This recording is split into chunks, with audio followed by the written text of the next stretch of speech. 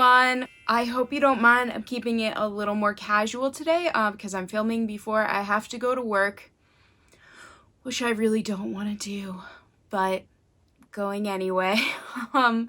So I'm wearing this like awesome Rilakuma shirt. I've decided, since I've already shown you guys in my last video that I'm a total manga nerd, that now I'm just gonna be my full nerdy self from now on, and you should expect to see me wearing nerdy things and talking about nerdy things. And I've kept one little manga reminder in the background that just makes me happy.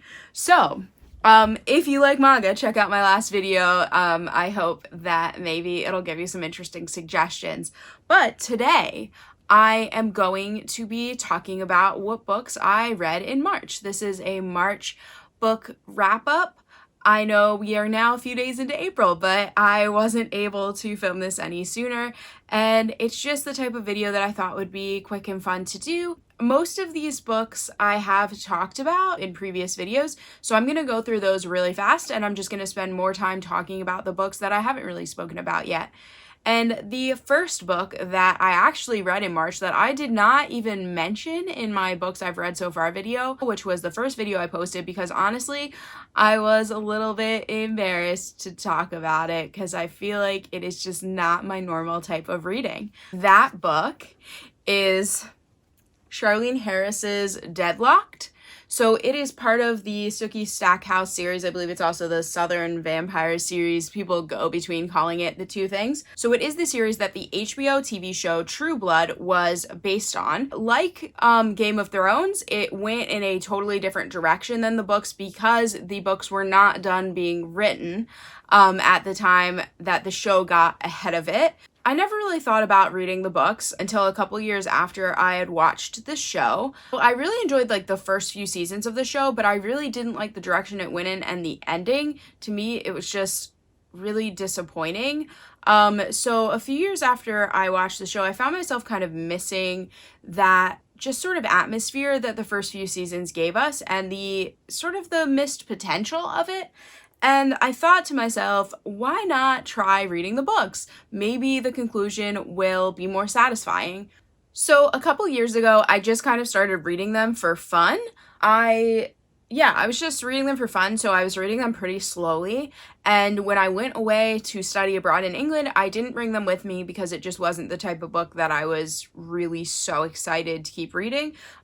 So now that I'm back, I picked them back up, and I only had 2 books left. I didn't even realize how little I had left. So this is actually the second to last book in the series, and I have to say the book series goes kind of the same way as the television show. Unfortunately, it all kind of goes downhill. It's really disappointing. There's all kinds of theories online too that Charlene Harris didn't actually even write the last few books. Some people feel as though the writing is so different that it just can't even possibly be her. I see that as a possibility, but I more so feel like it just messed with her head to have the TV show out, and knowing the large fan following that it had, for her to kind of diverge from that path must have been difficult. It must have just, I can't even imagine what that would have been like. So many people were such stark TV show fans that they were disappointed that she decided to do something different, and they stopped reading the books because they liked the TV show better. So I think there was a lot of pressure there. I'm still excited to finish up the series. I did finish this one. This is the second to last book.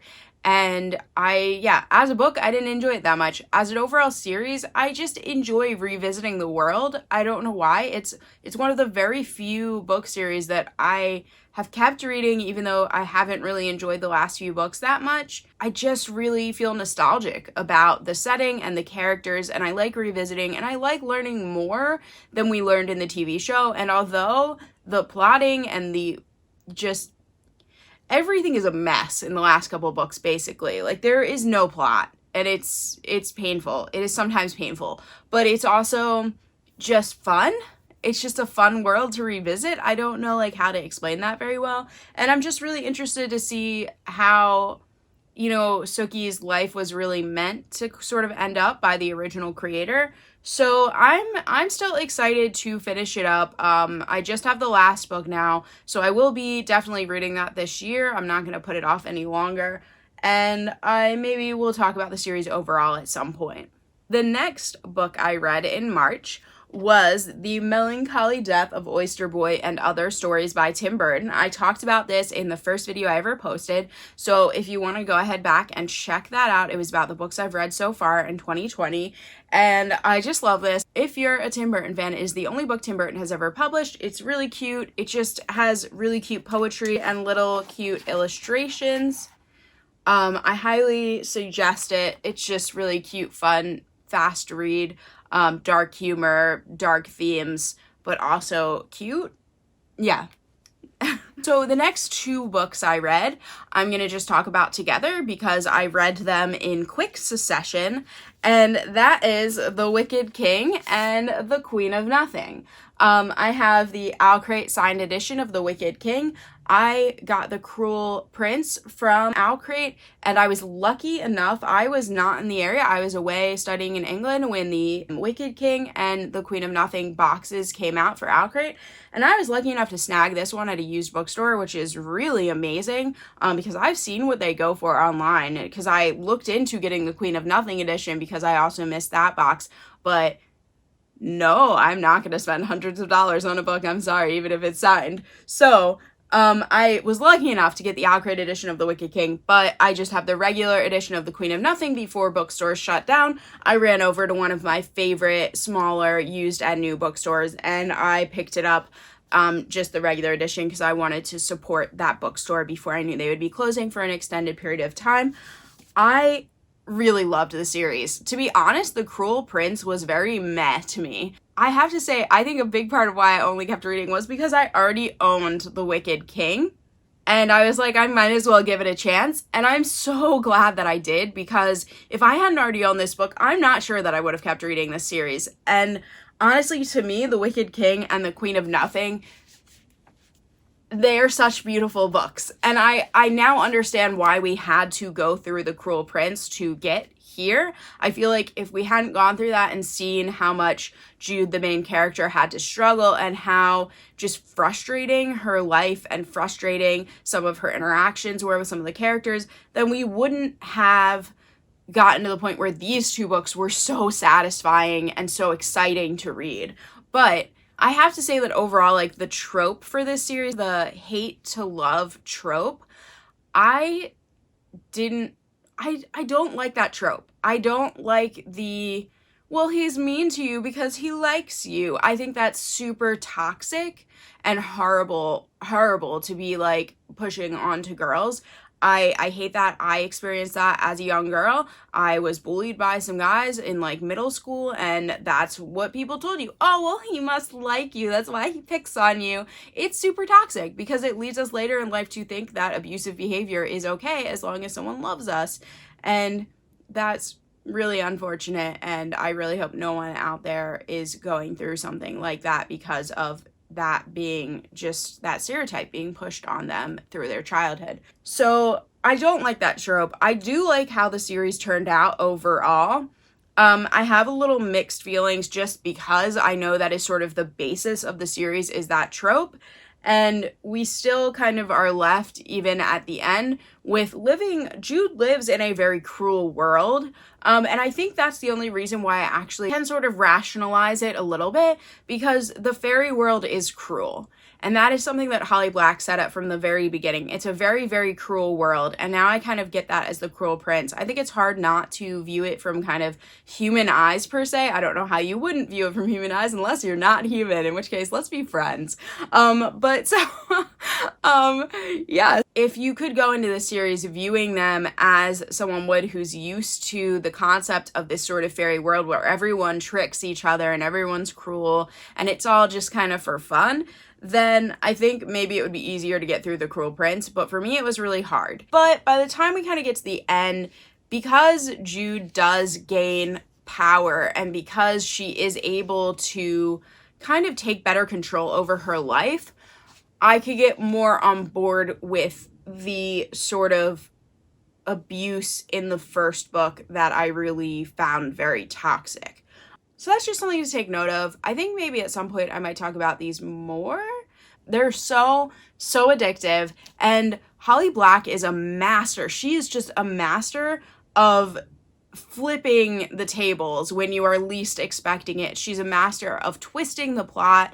She just comes up with moments that are so unexpected, and I can't even, I feel like I learned so much from reading these books. Like, as a writer, they really got me thinking about how I handle my own plots and how I'm keeping my own writing exciting. So overall, I highly suggest them. I just like to keep in mind that that sort of hate to love thing is toxic, and that we shouldn't continue imparting that like onto our society as if someone is mean to you, if someone physically hurts you, it's excusable if they love you, because that's not right, or that it means that they love you. It's not right, and it's really toxic, and it makes me scared for young girls if that is continually being perpetuated into our society. But I found this series extremely addictive. I'm so impressed by Holly Black and the way she just does everything, honestly. I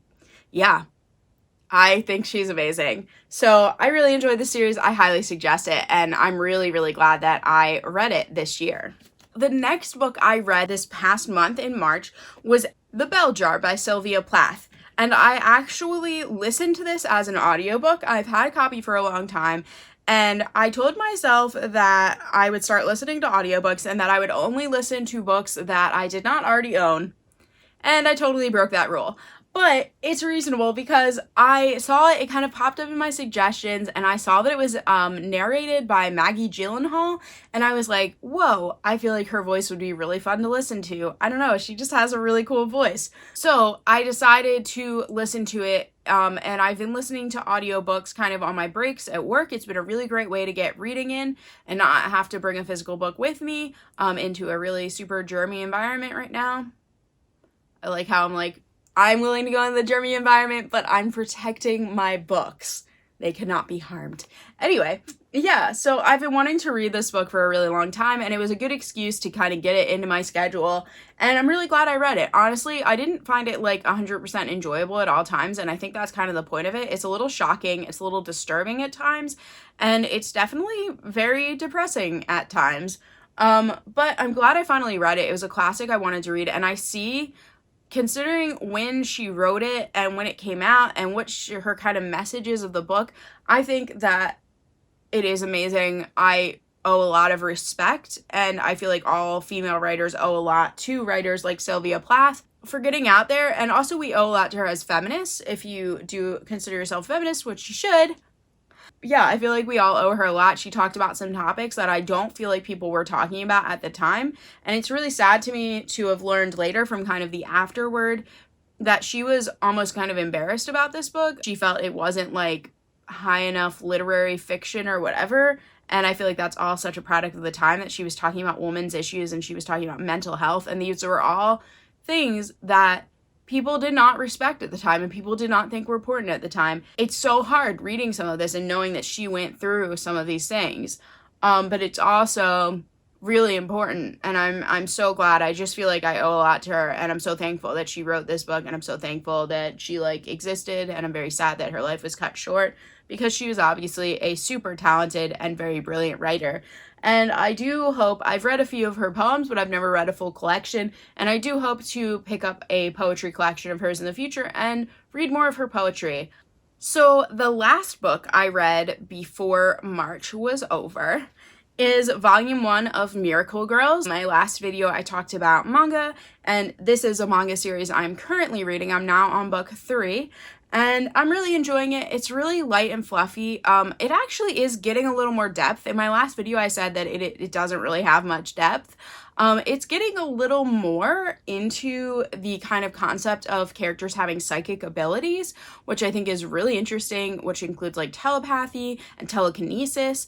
And yeah, that is kind of fun, and I'm really intrigued to see where the series is gonna go. Mostly, it's just a really fun, cute distraction for me right now, so I'm enjoying just kind of getting lost in a little bit of a simpler world than we are living in now. And the illustrations are just super, super cute. So you can kind of see here how adorable the illustrations are. They're just really cute. I'm really enjoying reading this, and I'm excited. I think I will probably finish the series in April. Yeah, so that is everything, guys. I really hope that you enjoyed this video. I'm really looking forward to filming more videos. I've been very stressed and just overwhelmed by work recently because my workplace is very short-staffed. So I really appreciate you guys hanging in there with me, and I hope to do more fun creative videos soon once I actually get my schedule worked out. And yeah, just stay safe, stay healthy. If you go shopping at a business that is doing something like curbside pickup like my business is doing, just be patient and be nice to people, because we're honestly doing the best we can, and everywhere that is still open is extremely short-staffed. I don't think people understand that. We live in a society where everyone just gets what they want when they want it, and this is extenuating circumstances. Like, this is not a normal time. So just be patient with people, and we're all doing the best we can, and be kind and be compassionate, because those of us that are working are terrified. Like, we're literally scared all the time, but we're working for other reasons, like trying to build our lives, trying to like make money because we need it for whatever financial reasons we're stuck in, you know, like, just be nice to people and understand that not everything will be immediate in the world we are living in. Yeah. But most importantly, just stay inside if you can, because it's crazy the amount of people that are not staying inside. I deal with it on a daily basis. I really hope you guys enjoyed this video. I hope it was fun to hear about some of the books that I haven't talked about as much, and I hope you have a good rest of your week. All right, stay safe, guys. Bye.